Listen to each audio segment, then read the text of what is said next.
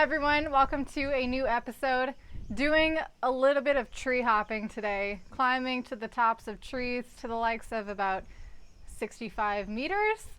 Just a little hop, skip, and a jump up to the top of the sky here in Pemberton. This particular tree is called the bicentennial tree. Climb it at your own risk for those of you who might be interested. For those of you who might not know how tall 65 meters is, let's take a peek, shall we? Oh my gosh, oh my gosh, oh my gosh, oh my gosh.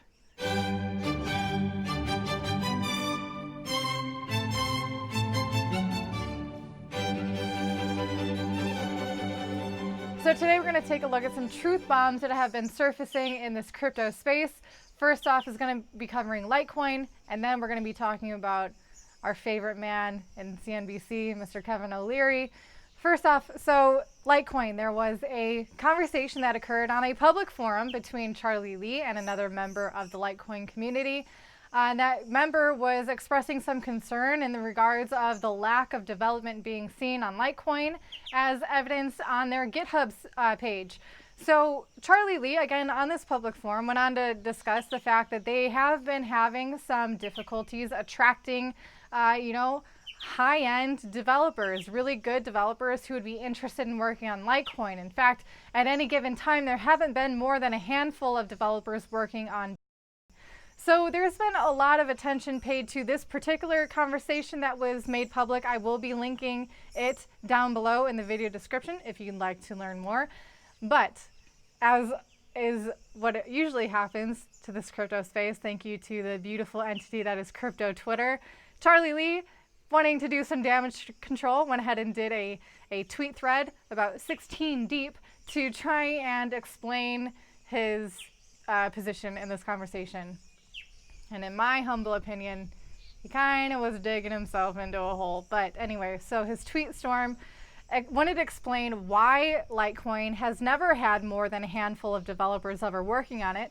And pretty much it's goes in line with the accusations that many anti-Litecoin fans have been saying. Litecoin is just a copy and paste plan from Bitcoin, which Charlie Lee has more than clearly stated in this tweet storm, saying that yes, we haven't needed a whole lot of developers because it is an exact pretty much replica from Bitcoin, and also because they aren't necessarily trying to do some crazy new innovations with Litecoin.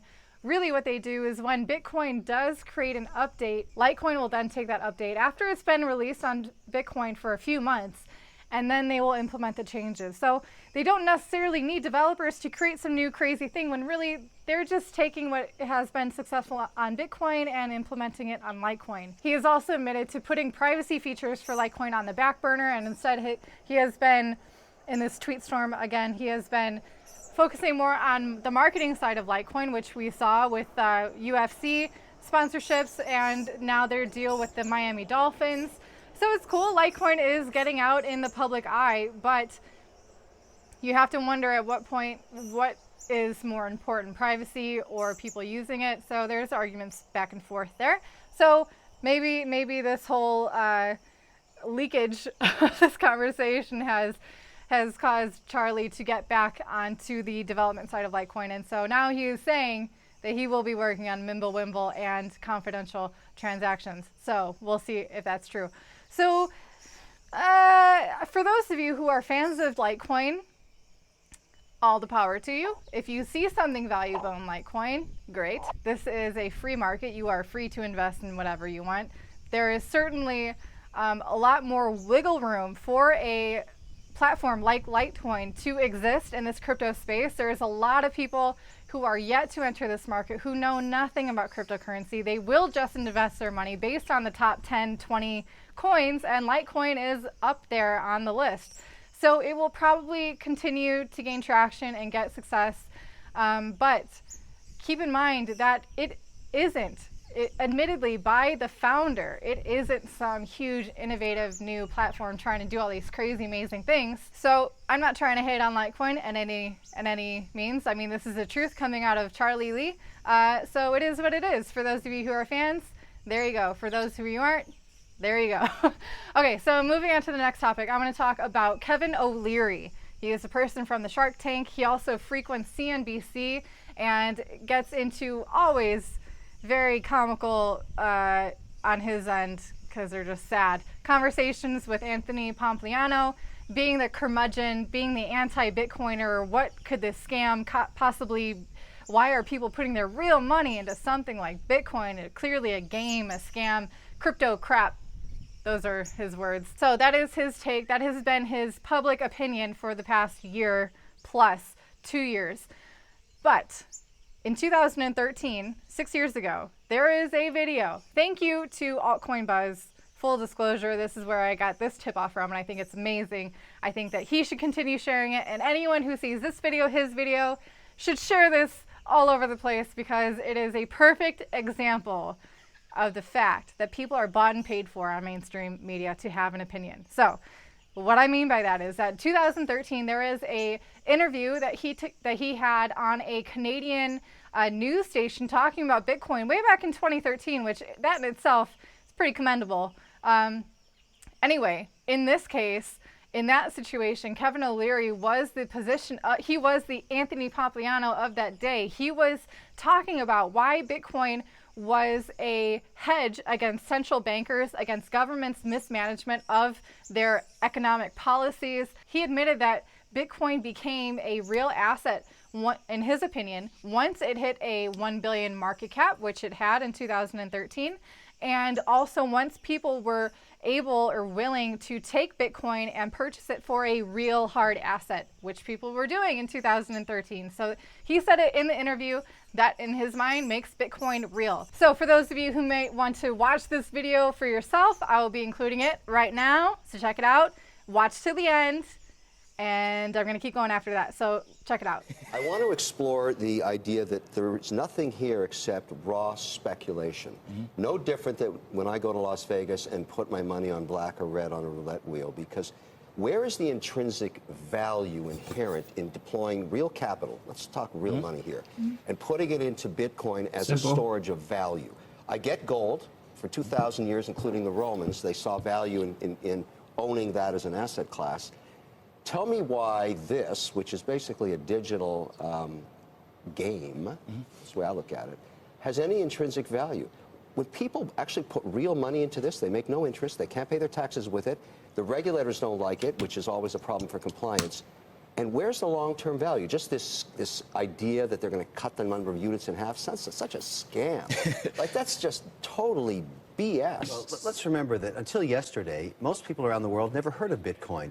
Bitcoin, for those who don't know it, is basically virtual currency, the same that you get for blasting aliens in a video game, except now traded globally. You can buy Bitcoins with virtually any currency on Earth and convert back into any currency, or buy goods and services with it. Well, we talked about the story. What really got us talking about Bitcoin was the guy in Edmonton who was selling his house for the first time, wanted 400,000 in Bitcoins. So I think the best way to look at this is a proxy for the mistrust individuals have of central bankers. If you're willing to take Bitcoin as a currency, a virtual Barbie currency to me, it has no basis, no central banker, no hard asset behind it.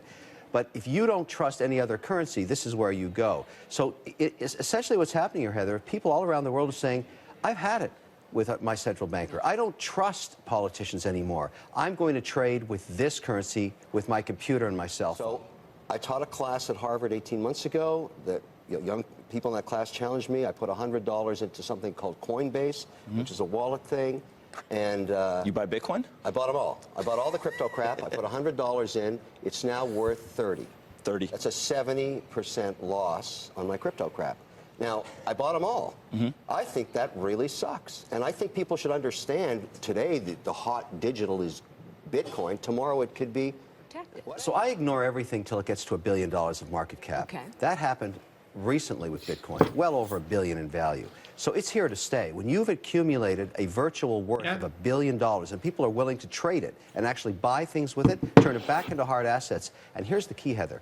Owners of hard assets are willing to take Bitcoin. This is here to stay. That's what's going to happen. And no central banker can control it. But you just called it a Barbie currency. I was going to say, is it all hocus pocus? I mean, is it a legitimate form of currency to trade? It is. And as soon as it passed $1 billion and someone bought a hard asset with it, in my books, as an investor, it became real. Now, at the same time, because relative to all other currencies, it's tiny. $1 billion is irrelevant in the currency market. Remember, the currency markets are the largest markets on earth, bigger than commodities, bigger than stocks, bigger than bonds.